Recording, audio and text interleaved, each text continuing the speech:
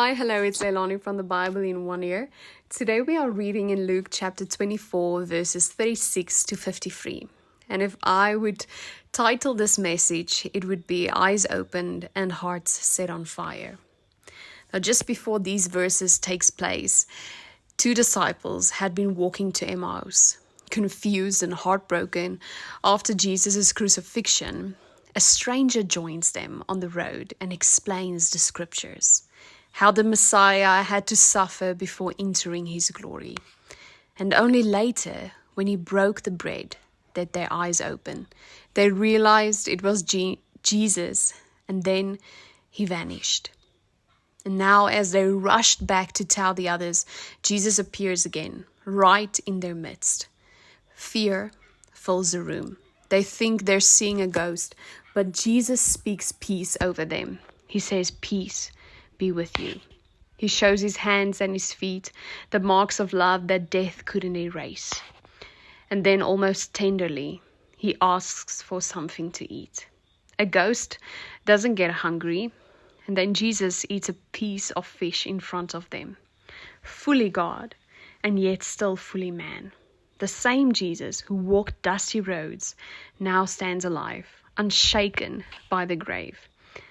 And then comes a quiet but powerful moment. He opened their minds so that they could understand the scriptures. And that is grace.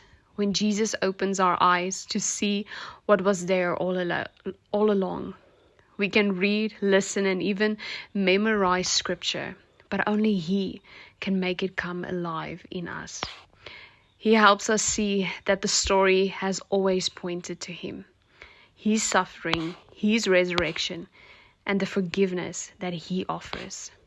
And finally, He gives a promise. He says, "Stay in the city until you have been clothed with power from on high." They weren't to rush off in their own strength. The same Spirit that raised Jesus would soon fill them, empower them, and send them out. Acts 2 shows that promise fulfilled.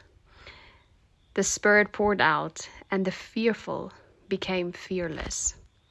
So as we stand between the cross and Pentecost, we too are reminded that Jesus opens eyes that can't see.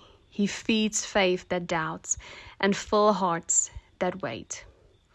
And may we stay close until He clothes us with His Spirit, His power, and His peace. I want to thank you for listening to me today. Until we read together again next week, be blessed and goodbye.